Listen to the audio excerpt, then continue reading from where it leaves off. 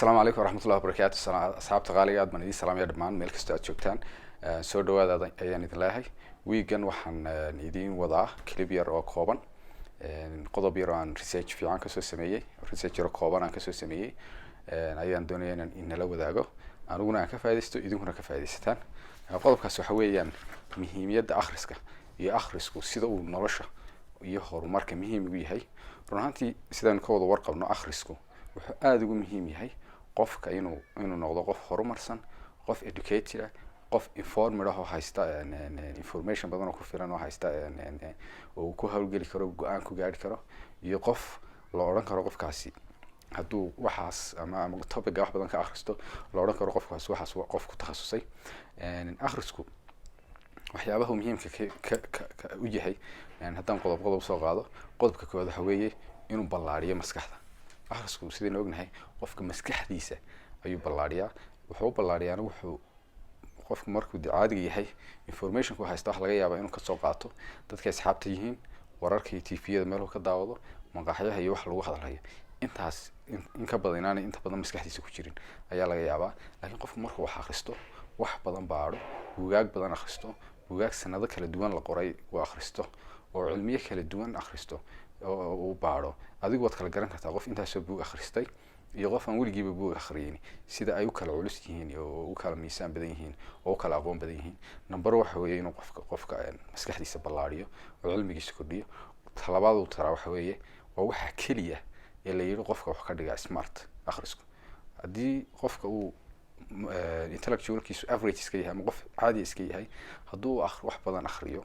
waxa la isla hubaa inuu qofkaas uu noqonayo intii hore in ka badan inuu ka maskax badnaanayo oo uu noqonayo qof intiisii hore ka sii maskax badan oo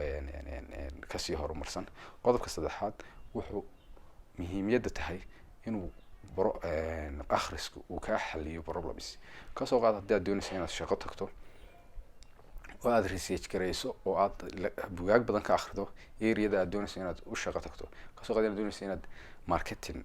shaqo marketing aad doonato, ka soo qaad dad 5 buug marketing akhrisato iyo hadda adigu aan weligaaba buug marketing akhrisan aad shaqadii tagto interview gasho, waad dareemi kartaa labada mid ka ugu hor qaadan karo ama dadku ay ku dhageysan karaan ama aad ku guuleysan karto shaqadaas. marka wuxuu ka xalin karaa problems ku soo face gareynaya. haddaad shaqo tagayso fiilka aad shaqo tagayso ugu yaraan 5 buug ka sii akhriso, marka interviewga laga qaadayo adigu noqo qofka ugu horeeya su'aal walba ka jawaaba. haddaad business galayso oo aad doonayso inaad area business ka shid, ugu yaraan waa inaad buugaagta ugu badan ee area-da la xiriira waa inaad akhrisato oo aad ka wada warhayso. ka soo qaad haddaad technology iyo wax la xiriira galaysid oo aad weligaaba technology meel lagu hadalhayana aanad arag, buugna ka akhrisan, wax kalena ka qabsan oo kaliya aad ka taqaanid inta dadka average-ka ay isku yiraahdaan iyo intaad meelaha ka aragto, xog badan baa ka maqan oo aad ganacsigaaga wax fara badan ay kaga bedeli karto. ka soo qaad haddaad political ama siyaasad xiisaynayso inaad gasho oo aanad weligaaba buug siyaasad ka hadlaya iyo qof siyaasad ku soo jamay ama ku guuleystay buugiisa aanad akhrisan. sidoo kale haddaad doonayso inaad caafimaad barato ama wax kale oo waxyaabaha professionalska oo kaliya aad akhrisato buugaagtii intii jaamacadda mandatory ahayd ee lagu soo dhigay, aqoontaada aqoon kooban ayay noqonaysaa. marka dulucda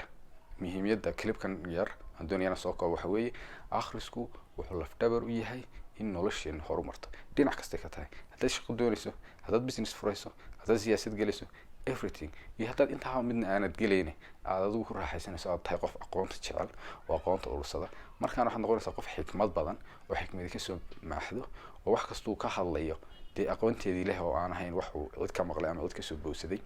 ee si meaningful ah